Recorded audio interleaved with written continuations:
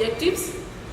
The main objective of this meeting is the youth engagement in the electoral process of our county, Transnzoia County in this case. What the aspirants, if any of them takes office, what will they do for the youth? That is what mainly we are here for. So at the end of the day, I want you guys to tell me, what do you think is the role of the governor as a governor? See, they're asking for a job vacancy right now. They want us, it's through us, the voters. I know all of you here are voters, and we want to make sure that those that we're going to elect have the youth interest at heart. So that by the time they'll be assuming office, they'll be knowing this is the manifesto regarding the youth. So that is our main agenda today. Tuko pamoja? What do you think is the role of the governor? As a resident of Transnzoia, what do you expect the governor's role to be? I need you to raise answers and raise your hands kindly if you have an answer. No answer is wrong until proven that it's wrong. So I want you quickly, let's just discuss, what do you think the job descriptions of the governor is? Development and people welfare. People's welfare. Yeah. And also on the people's welfare. Any other person? Quickly. I want us to finish this meeting, yes? Play his role down the corruption. Okay. He thinks that the governor should be corrupt-free, so that the development agenda of this county to go ahead. The role of the governor is to make sure that all the people under his county are united and working together as Kenyans. Yeah. In a nutshell, all this I'm trying to say is what the political parties and the role of the governor are offering. Let's go to the next agenda, which is the youth engagement in electoral processes. What are we supposed to do as the youth? Someone please. What are we supposed to do as the youth in this electoral process? Electoral process ni ile process ya kupiga kura. Yes? Keep peace. Thank you. Clap for him. I would love if all of us say I'm committed to vote in peace. 1, 2, 3. I am committed to vote in peace. Again. I am committed to vote in peace. Thank you. Can you clap for yourselves? Okay. That is our main agenda. Our youth involvement in the electoral process. 1 is peace. 2, we are supposed to vote for the right guys. Swali ya kwanza ilikuwa how to ensure inclusivity, the youth inclusion in the government, right? Yeah. So kwanza ningependa kuna zile manifesto ya Gavana Haimba ambazo zinaletwa hapa hivi pia, ambao at least kila mtu atakuwa na kupikana kama moja hivi. Sio itakuwa sawa. Na hiyo kupia hiyo manifesto ya governor hiyo manifesto iko na agenda yote ya wananchi wa Transnzoia. Sio vijana peke yake, iko na wamama, iko na wale wa bodaboda, iko na ile kikundi zingine ambao pia sio vijana. Lakini leo tutaangazia maneno ya vijana. Kwa hivyo mimi nimesomea hiyo manifesto kidogo. Kwa hivyo nizapitia ile extract ile ambayo inaangazia maneno ya vijana peke yake. Kwa hivyo how to ensure inclusivity.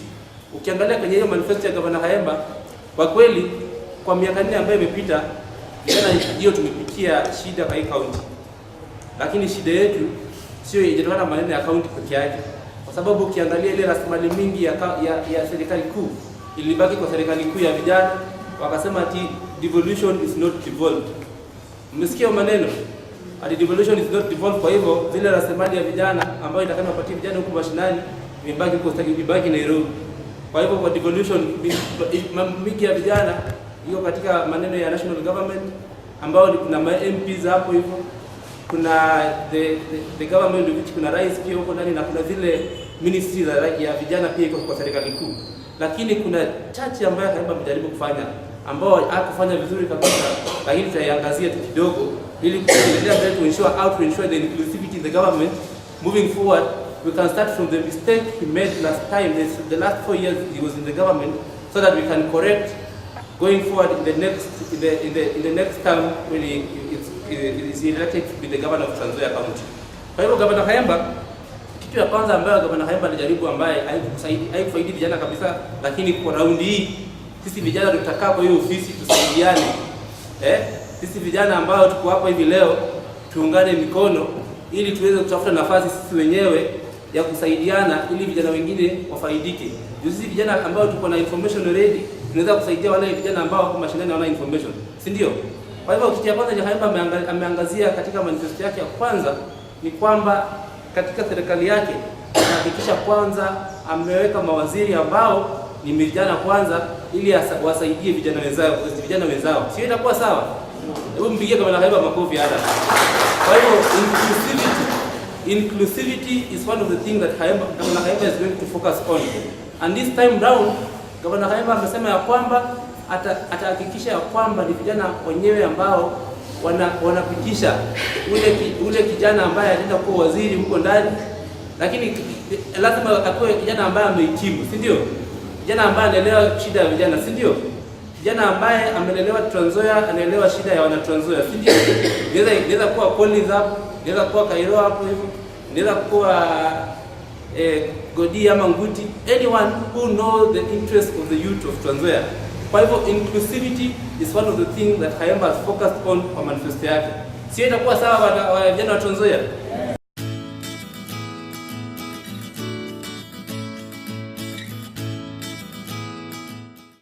Those who are saying we don't have manifesto, we have a digital one for the youth who are digital. So I'm saying that one, we have agriculture. Agriculture, I say, is a pillar. And we are going to invest in modernized agriculture where youth are going to be their own employers but not seeking employment outside. Number two, you have said we are going to invest in education. And this education, whether it is technical education, whether it is university education, whether it is primary education. And just for a hint, we are going to set up in each sub-county a model school, whereby in this case we are seeing that bursaries are being dished out. Maybe if you are a woman, you must give out sexual favors. No, we are going to establish schools, and in this case our children are going to access good quality schools within our county and go and study there with the laboratories, with the libraries and everything. And if you're supposed to go to the national school as stipulated through the ministry, we are going to fund you from day one to the last day that you are going to study in that particular secondary school. And in this case, we have so many organizations, international one, tafadhali let us listen ourselves, international one where we have funds, and this particular place, Kitty, to support those students who are unable to pay school fees. And in this case, I've said we are going to have public-private partnership. And with those very many remarks, I want to say thank you very much. I'm also here to listen to your question and answer your question. And I'm saying again, we are going to be the government come 9th of August this particular year. Thank you very much. Transnzoia are going to handle youth issues when they get into office. And as for me, as a young person, I would really appreciate a leader who understands our issues and has concrete plans to be able to execute and deal with those issues. People say that a leader who invests in the future invests in the youth. So for me, I think it was a good platform to be able to hear out, although they send representatives who, for one reason or the other, they don't have a comprehensive perspective of those manifestos and stuff like that.